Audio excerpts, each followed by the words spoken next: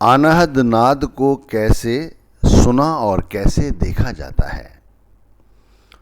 तो भाई सबसे पहले किसी वक़्त के पूर्ण संत से नाम दान लेने की ज़रूरत होती है। अनहद नाद के लिए सबसे पहले कार्यवाही ये है कि हमें किसी वक़्त के पूर्ण संत सद्गुरु की शरण लेनी पड़ती है। अब रही बात अनहद नाद के विषय में, तो मैं आपको जितना भी अनहद नाद के विषय में बताऊं वो थोड़ा होगा। और अनहद नाद को जब तक आप नहीं समझ पाएंगे, जब तक खुद ये करके नहीं देखेंगे, क्योंकि अनहद नाद को समझने के लिए बड़े बड़े संत महात्माओं ने भरकस प्रयास किए हैं, लेकिन उनमें से सफलता कुछ एक के हाथ ही लगी।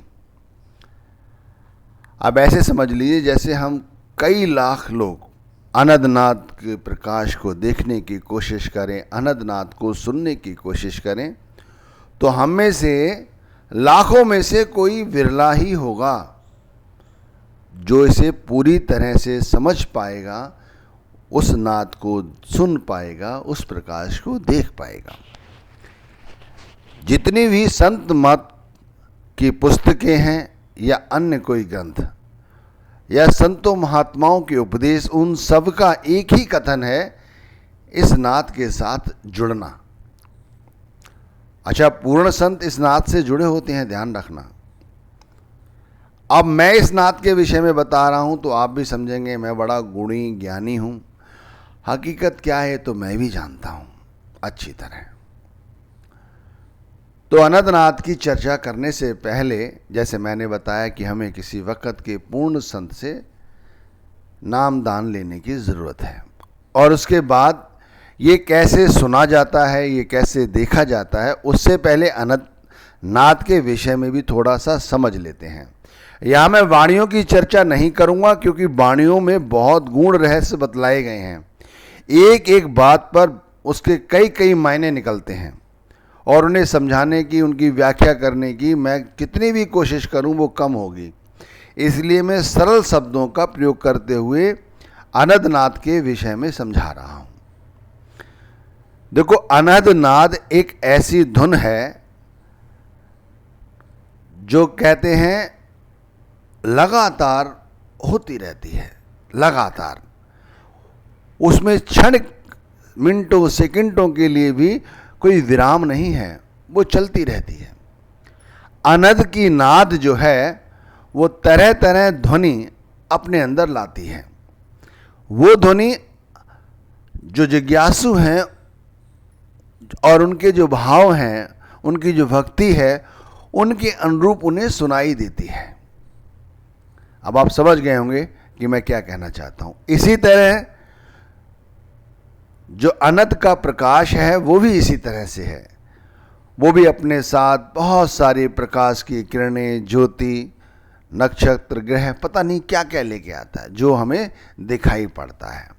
तो इन्हें रुनझुन की झुनकारी भी कहा जाता है। इस प्रकाश को तरह तरह के रंगों में विभक्त भी किया जाता है।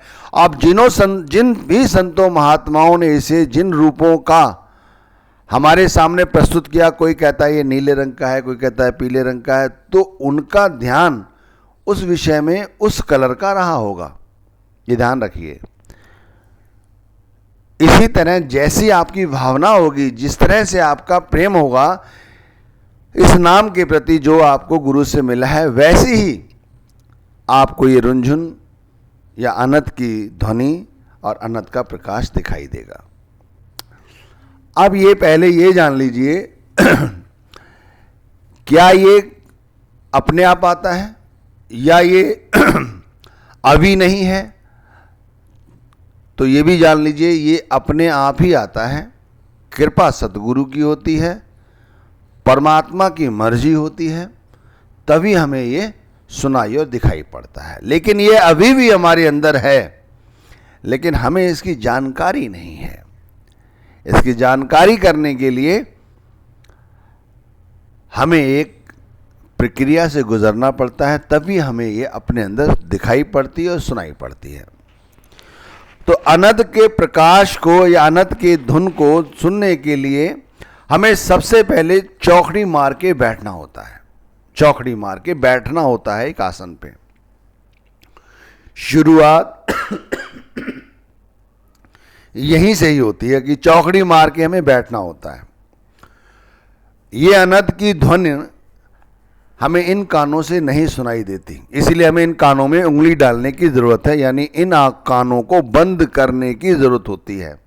तो इसीलिए इन कानों को हम बंद कर लेते हैं, चाहे हाथों से बंद करें चाहे इनमें हम उंगली डालें इन्हें बंद करने की ज़रूरत होती है। तो इसीलिए हमें ये जो अनंत की ध्वनि तभी सुनाई पड़ती है। और अनंत के प्रकाश को देखने के लिए इन आँखों को भी बंद करने की ज़रूरत होती है। दोनों कानों को, दोनों आँखों को बंद करके चौकड़ी मार के बैठने की ज़रूरत होती है, तब हमें ये धुन सुनाई या दिखाई पड़ेगी। अब बहुत सारे लोग बहुत अरसे से बैठे हुए हैं, रोज अभ्यास कर रहे हैं, लेकिन ये ना कभी किसी को दिखाई दी ना कभी सुनाई दी, और सुनाई भी दी तो उन्होंने उसे उस रूप में नहीं सुना जिस रूप में वो सोच रहे थे। वो सोच रहे थे कि वो इस रूप में सुनाई देगी, उस रूप में सुनाई देगी, प्रकाश भी इस रूप में दिखाई देगा, उस रूप में दिखाई देगा, और थोड़े ही समय बाद वो खड़े हो जाते हैं। वो इसीलिए होता है या ऊब जाते हैं इस प्रक्रिया से, क्योंकि इसके अंदर बहुत बहुत स्थिरता की आवश्यकता होती है। स्थिरता समझते हैं?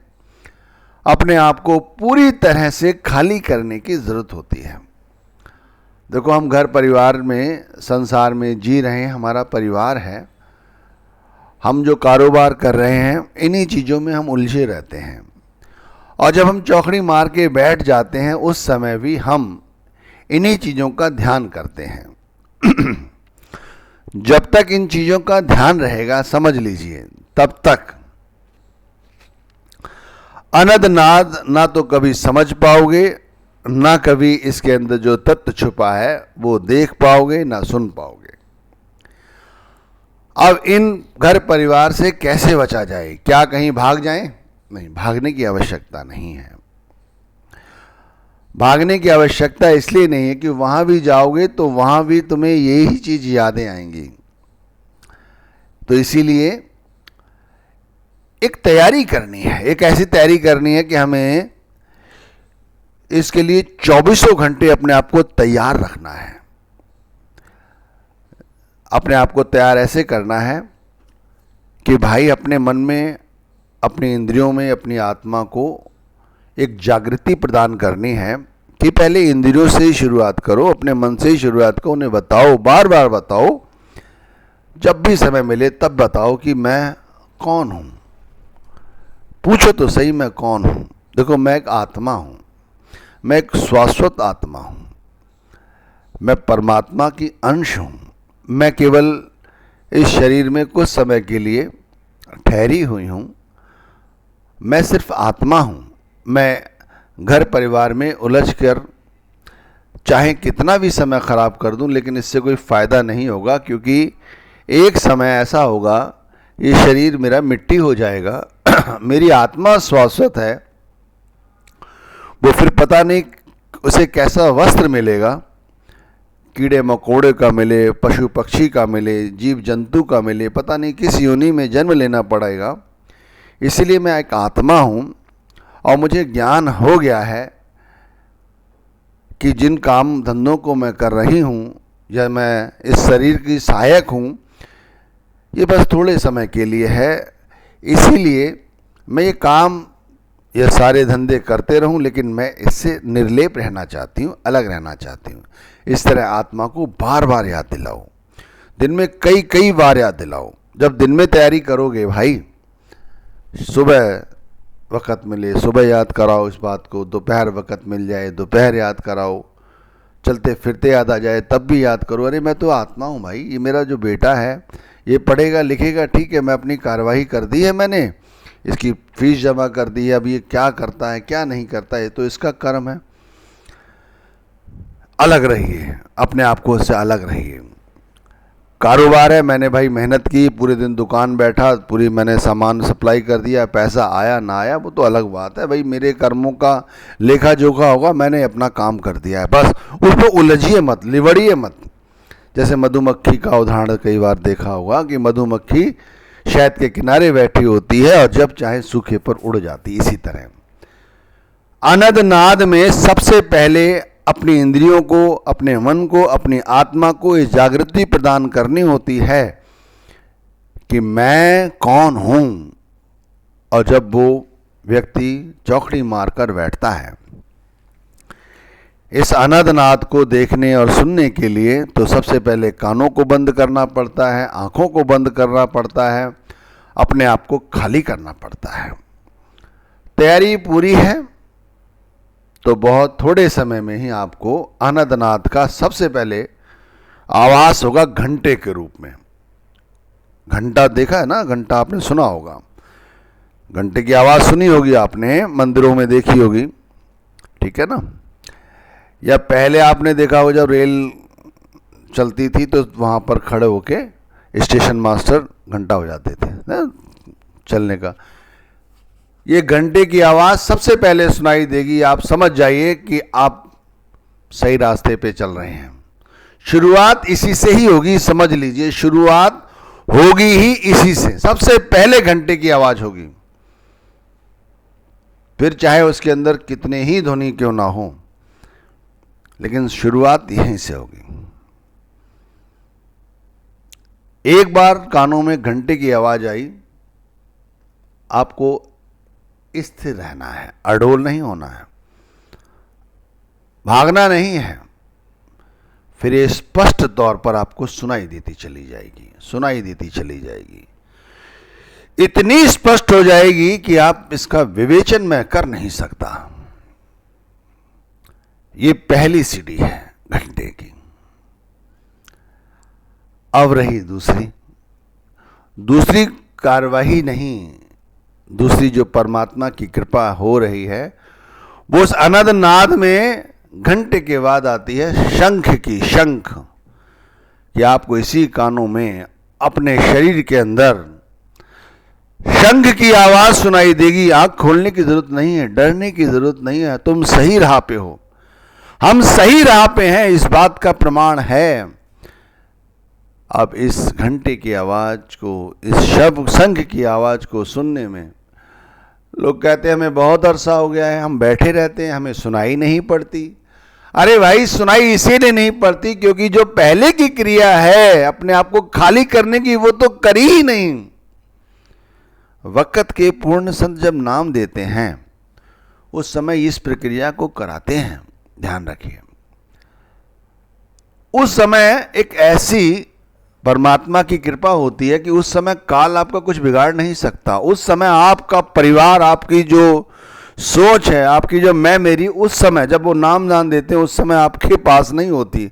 और यदि प्रक्रिया उस समय कराई जाती है, जब ये सिखाया जाता है, तो बहुत सी जीवात्माओं को उसी समय ये घंटे की, ये शंख की आवाज दिखाई दे जाती है। प्रकाश नहीं, केवल ये ध्वनि सुनाई देती है, प्रकाश नहीं दिखाई देता, ध्यान रखना। प्रकाश तो बहुत ऊंची चीज है, इससे भी ऊंची। लेकिन अनंत का नाद उन लोगों को उस समय भी सुनाई दे जाता है। और उसके बाद मूड फिर परिवार में, घर संसार में डोल जाते हैं, ये खो देते हैं। फिर कहते हैं उसी समय सुनाई दी थी जब नामदान मिला था, उसके बाद तो हुआ ही नहीं कभी।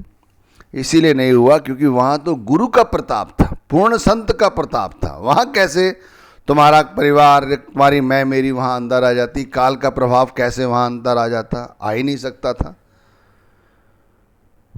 तो अनंत का नाद इस तरह से सुना जाता है। शुरुआत ऐसे ही होती है, निरंतर शुरुआत करते रहो। अगर नहीं बना है कुछ तो रिसर्च दिन पे करो, रो, अकेले बैठो, परमात्मा के आगे, गुरु के आगे रो। बहुत से लोग फोटो के आगे रोने लगते हैं। अरे फोटो ठीक है, अंदर जाके रो। अरे दुनियादारी की चीजें के लिए भी तो रोते हो। अभी 1 लाख रुपए तुम्हारा कोई गलत OTP बता के तुमसे ले ले, तुम्हारे खाते से निकाल ले, रोओगे। अरे आंखें बंद करो, दुनियावी चीजों के लिए भी तो रोते हो, आंखें बंद करो, रो, गिड़गिड़ाओ कि हे प्रभु, ये परिवार दिमाग से नहीं निकलता, ये मैं मेरी दिमाग से नहीं निकलती, मेरे बेटे का क्या होगा, मेरी बेटी का क्या होगा, मुझे रोग लगा हुआ है, इसका क्या होगा। अरे तुम कितना भी इलाज करा लो, ठीक है अभी बच जाओगे, आगे तो मरोगे, कि आगे भी बच जाओगे, आगे नहीं बचोगे भाई। जब समय होगा तब तो जाओगे ही ना। शरीर के कष्टों को लेके बैठ जाते हैं, शरीर की बीमारियों को लेके बैठे रहते हैं। अरे कैसे बैठे भाई, चौकड़ी मार के या उकड़ू बन के, कानों में कैसे उंगली डालें, हाथ में दर्द है, कैसे आंख बंद करें भाई, बंद करते ही एकदम चक्कर आ जाते हैं। अनंत का नाद परमात्मा की, सदगुरु की कृपा से सबसे पहले सुनाई देता है। इसे सुनने के लिए सबसे पहले अपने आप को खाली करना पड़ता है। जैसे जैसे हम अपने आप को खाली करते हैं, धुन सुनने का, अनंत नाद के प्रकाश को देखने की कोशिश करते हैं, ये अभ्यास करते हैं, परमात्मा प्रभु हम पे प्रसन्न होता है। हमें अनंत का नाद और प्रकाश जैसे जैसे उसकी कृपा होती है हमें दिखाई पड़ता है, हमें सुनाई पड़ता है। धुन का मालिक वो है, प्रकाश का मालिक वो है। मालिक चाहेगा तभी हमें सब कुछ दिखाई देगा और सुनाई पड़ेगा। सतगुरु हमारे परमात्मा के स्वरूप हैं, वो हमारी लाज रखते हैं। हम जब उनके आगे अरदास करते हैं, सतगुरु सहायक होते हैं, परमात्मा से कहते हैं मेरे बच्चे की संभाल करो। अब किसी मूढ़ के आगे कहोगे तो कहेगा अरे कमाल की बात कर रहा है, गुरु देह स्वरूप यहाँ बैठे हैं, परमात्मा वहाँ है, कैसे बातें होंगी। भाई ये सूक्ष्म स्वरूप की बातें हैं, इन्हें वही समझ सकता है जो कभी सूक्ष्म स्वरूप को समझने की कोशिश करे। शब्द शब्द शब्द, ये नाम जपने के लिए कहा जाता है, ये क्या है? नाम जपने के बाद सदगुरु के सूक्ष्म स्वरूप के दर्शन होते हैं। सूक्ष्म स्वरूप के दर्शन क्या है, मैं उन मूढ़ों को बता दूं। सबसे पहले, अगर एक जिज्ञासु पूरी मेहनत के साथ भजन बंदगी करता है, वो गलती से सिगरेट भी हाथ में लेने की कोशिश करता है, तो गुरु संभाल करते हैं, कहते नहीं छोड़ो, और छोड़ देता है, उठाता तक नहीं। पर स्त्री पर धन पर निगाह नहीं रखता। कब? क्योंकि सदगुरु सूक्ष्म स्वरूप से उसका ध्यान रखते, उसे चेताते हैं नहीं करना है। यही सब कुछ है भाई, और क्या है? कोई बहुत बड़ा चमत्कार नहीं होने वाला, ऐसे ही चमत्कार होगा। अनंत का नाद, अनंत का प्रकाश। अभी तो मैंने धुन की बात कही है, प्रकाश की चर्चा भी नहीं की। अगर प्रकाश की चर्चा करूंगा तो सत्संग और बढ़ जाएगा।